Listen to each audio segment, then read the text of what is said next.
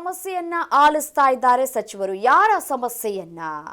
ಕೂಲಿ ಸಿಗ್ತಾ ಇಲ್ಲ ಅಂತ ಹೇಳಿ ಪಾಪ ಕೂಲಿ ಕಾರ್ಮಿಕರು ಇದೀಗ ತಮ್ಮ ಅಳಲನ್ನ ತೋಡ್ಕೊಳ್ತಾ ಇದ್ದಾರೆ ಸಚಿವರ ಜೊತೆಗೆ. ಆ ಕುರಿತ ಬ್ರೇಕಿಂಗ್ ಅಪ್ಡೇಟ್ ಬರ್ತಾ ಇದೆ, ಬನ್ನಿ ನೋಡ್ತಾ ಹೋಗೋಣ.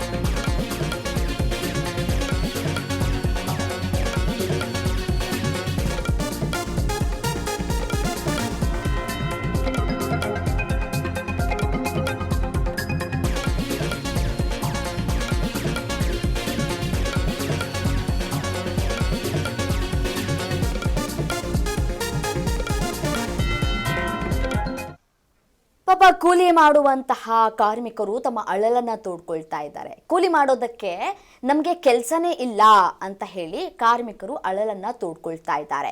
ರಾಮ್ಜಿ ಕೂಲಿ ಕಾರ್ಮಿಕರ ಸಮಸ್ಯೆಯನ್ನ ಆಲಿಸಿದ್ದಾರೆ ಸಚಿವ ಈಶ್ವರ್ ಖಂಡ್ರೆ ಬಳಿ ತಮ್ಮ ಅಳಲನ್ನ ತೋಡ್ಕೊಳ್ತಾ ಇದ್ದಾರೆ ಕಾರ್ಮಿಕರು. ಸರಿಯಾದ ವ್ಯವಸ್ಥೆ ಮಾಡಿ ಸರ್ ಅಂತ ಹೇಳಿ ಬೀದರ್ ಮಂದಿ ಮನವಿ ಮಾಡ್ಕೊಳ್ತಾ ಇದ್ದಾರೆ.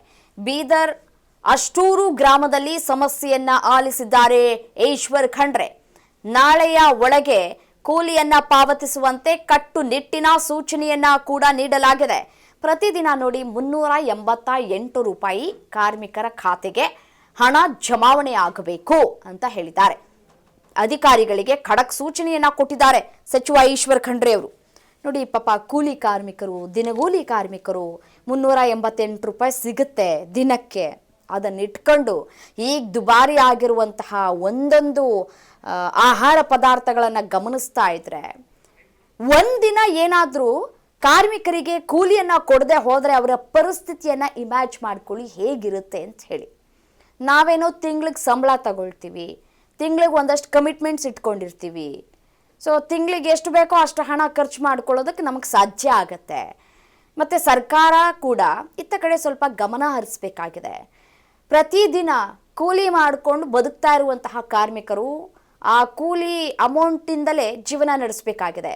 ಬರುವಂತಹ 388 ರೂಪಾಯಿ ಮನೆ ನೋಡ್ಕೊಳ್ಬೇಕು, ಪೆಟ್ರೋಲ್ ಖರ್ಚು ನೋಡ್ಕೊಳ್ಬೇಕು, ಇನ್ ಕೇಸ್ ಏನಾದರೂ ಅವರು ಗಾಡಿಯನ್ನು ಬಳಕೆ ಮಾಡ್ತಾ ಇದ್ರೆ. ಇಲ್ಲದೆ ಹೋದರೆ ಬಸ್ಸಿಗೆ ಬೇಕಾದಂತಹ ಒಂದಷ್ಟು ಹಣವನ್ನು ಕೊಡಬೇಕು, ಟಿಕೆಟ್ಗೆ, ಇಡೀ ಕುಟುಂಬವನ್ನು ನಿಭಾಯಿಸಬೇಕು. ದಿನಂಪ್ರತಿ ಆಹಾರ ಸೇವನೆ ಆಗಬೇಕು, ಬೆಳಿಗ್ಗೆ ಮಧ್ಯಾಹ್ನ ರಾತ್ರಿ ಊಟ ಮಾಡಬೇಕು. ಬಟ್ ಆದರೆ ಕಾರ್ಮಿಕರು ಏನು ಗೊತ್ತಾ, ಬೆಳಿಗ್ಗೆ ಊಟ ಮಾಡಿರ್ತಾರೋ ಇಲ್ವೋ, ಕೆಲಸಕ್ಕೆ ಮಾತ್ರ ಕರೆಕ್ಟ್ ಟೈಮಿಗೆ ಬರಬೇಕು. ಮಧ್ಯಾಹ್ನ ಊಟ ಮಾಡಿದ್ರು ಇಲ್ಲ ಅಂದ್ರಿಲ್ಲ, ಉಪವಾಸ ಇರಬೇಕಾಗತ್ತೆ. ಇನ್ನು ರಾತ್ರಿ ಮನೆಗೆ ಹೋಗುವಷ್ಟರಲ್ಲಿ ಸಾಕಷ್ಟು ನೊಂದು ಬೆಂದಿರ್ತಾರೆ ಕೆಲಸ ಮಾಡಿ, ಸಾಕಷ್ಟು ಮೈನೋ ಬಂದಿರುತ್ತೆ.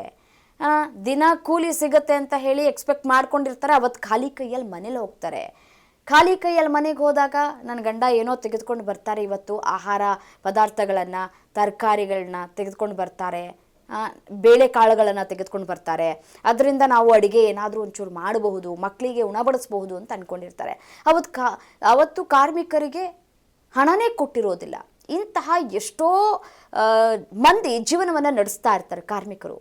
ಅಂಥವರ ಜೀವದ ಜೊತೆ ಚೆಲ್ಲಾಟ ಆಡ್ತಾ ಇದ್ದಾರೆ ಕೆಲವರು. ಹಾಗಾಗಿ ದಯವಿಟ್ಟು ನಮಗೆ ಪ್ರತಿನಿತ್ಯ ಏನು ಕೂಲಿ ಕೊಡಬೇಕು ಅದನ್ನು ಕೊಡಿ, ನಾವು ನಮ್ಮ ಕರ್ತವ್ಯವನ್ನು ನಿಭಾಯಿಸ್ತಾ ಇದ್ದೀವಿ, ಸ್ವಲ್ಪ ಇತ್ತ ಕಡೆ ಗಮನ ಹರಿಸಿ ಸಚಿವರೇ ಅಂತ ಹೇಳಿ ಮನವಿ ಮಾಡ್ಕೊಳ್ತಾ ಇದ್ದಾರೆ ಕೂಲಿ ಕಾರ್ಮಿಕರು. ನೋಡೋಣ ಮುಂದಿನ ದಿನಗಳಲ್ಲಾದರೂ ಬದಲಾವಣೆ ಆಗತ್ತಾ? ಈ ಬೀದರ್ ಅಷ್ಟೂರು ಗ್ರಾಮದಲ್ಲಿ ಸಮಸ್ಯೆಗಳು ಬಗೆಹರಿಯುತ್ತಾ? ಖುದ್ದು ಭೇಟಿ ಕೊಟ್ಟಿದ್ದಾರಲ್ಲ ಸಚಿವರು, ನೋಡೋಣ ಏನಾಗುತ್ತೆ ಅಂತ ಹೇಳಿ.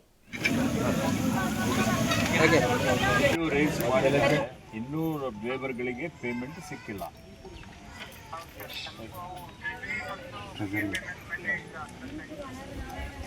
ಈಗ ಯಾರು ನಮ್ಮವ್ರು ಯಾರು ನೋಡ್ಲಿಕ್ಕತ್ತಾರೆ?